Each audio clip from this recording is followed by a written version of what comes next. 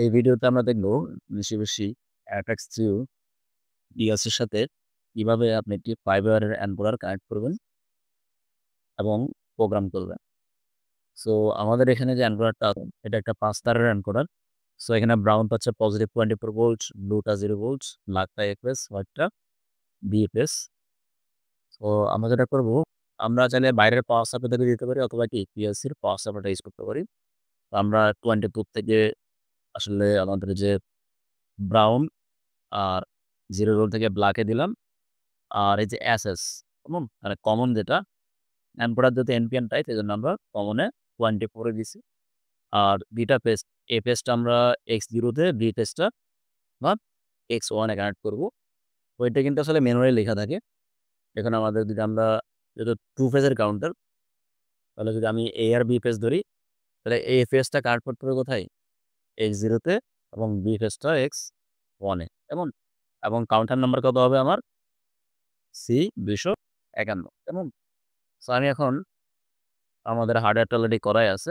আমরা এখন প্রোগ্রামে আসবো। এসে আমি এখানে ধরুন এলডি স্পেস যদি আমি M1000 নিই, সো আমার এখন আমি কাউন্টারটাকে নিব। সো এখন আমি যেটা করব আমি এখান থেকে একটা আউটপুট কয়েল নিব। কয়েলে আমি কাউন্টারটাকে লিখব। কেমন? C251 এর ভ্যালু কোথায় গিয়ে জমা হবে? D0 তে। কেমন? মানে এটা আমার সেই কাউন্টার 251। সো এরপর আমি যেটা করব এই যে কাউন্টারের ভ্যালুটা আসলে D0 তে দিয়ে জমা হবে। কেমন? সো আমরা একটা কাজ করি। আমরা এখন যদি এই প্রোগ্রামটা পিএলসিতে ডাউনলোড দিই,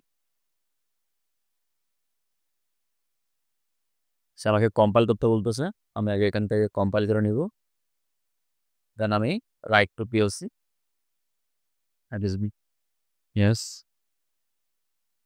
ওকে।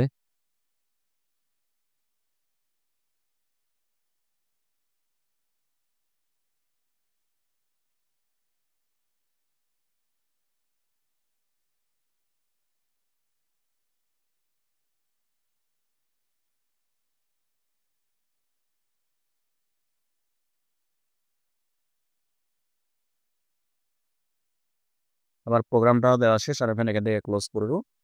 দেন আমি এখান থেকে আমার মনিটরিং মোড এটাকে আমি চালু করলাম। তাহলে বর্তমানে কিন্তু এটা আসলে একটা ভ্যালু দেখাচ্ছে। রোটেট করছিলাম এইজন্য। তো যখন আমি এটাকে আসলে অ্যান্টি ক্লকওয়াইজ ঘুরাবো, তো আমাকে আসলে যেটা করতে হবে এখান থেকে আমাদেরকে আমরা 1000 টাকে অন করে দিই। হুম? অন করার পরে আমি যদি এখন আমার এই যে অ্যান্ড্রয়েডটাকে আমি ক্লকওয়াইজ রোটেট করি তাহলে ভ্যালু সে আপ করবে। আর যদি আপনি এটাকে অ্যান্টি ক্লকওয়াইজ রোটেট করেন তাহলে কিন্তু এটা ভ্যালুটাকে কমায় নিয়ে আসবে। কেমন? পাস পার রেগুলেশন আমার এই অ্যান্ড্রয়েড হচ্ছে 1000 সে পাস পার রেগুলেশন 1000 দিবে, 1000 পালস দিবে। তো এখন আপনি দেখুন এখানে আমার এটা কিন্তু ব্লিঙ্ক করতেছে। সো এখন আমরা যদি এই কাউন্টারটাকে রিসেট করতে চাই তাহলে যেটা করতে হবে আমাদেরকে অফলাইনে গিয়ে আমাদের যে মনিটরিং মোড এটাকে আমরা অফ করব।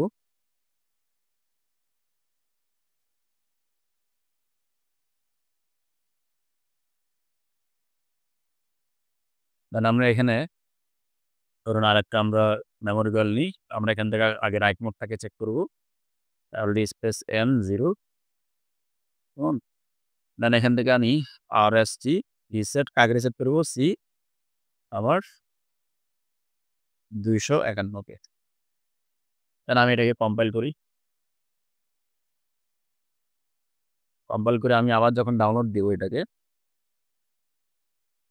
Right to PLC execute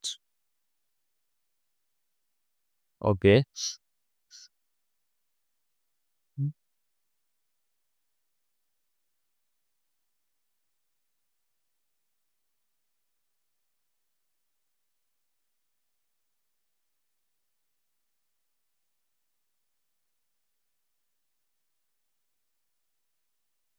yes. Then এটাকে আমরা ক্লোজ করব।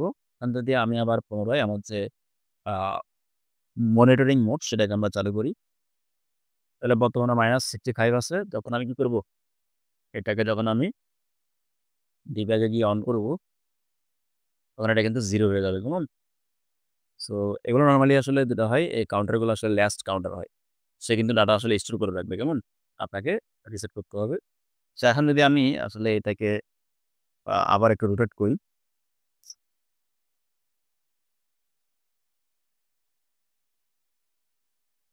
তাহলে যেটা হচ্ছে দেখুন, সো আমাকে যেটা করতে হবে আসলে এখান থেকে আগেই এটাকে অন করে দিতে হবে। সো আমি মেমোরি কলটাকে এনসি করে দিলাম। দেন এখন যদি আমি আপনার এম্পায়ারটাকে রোটেট করি তাহলে সেটা ক্লকওয়াইজ ১০০০ পালস দিবে আর রেভোলিউশনে। আবার যখন আপনি অ্যান্টি ক্লকওয়াইজ করে যান সেটা ভ্যালুটাকে আবার মাইনাস করে নিয়ে আসবে। কেমন? সো এভাবে আমরা খুব সহজে আমাদের মিশিবিশি পিএলসিতে এনকোডারের পালসগুলোকে আমরা রিড করতে পারবো। নেক্সট ভিডিওতে আমরা দেখব আরপিএমটা কিভাবে আপনি বের করবেন। সো সকলকে অসংখ্য ধন্যবাদ। আসসালামু আলাইকুম।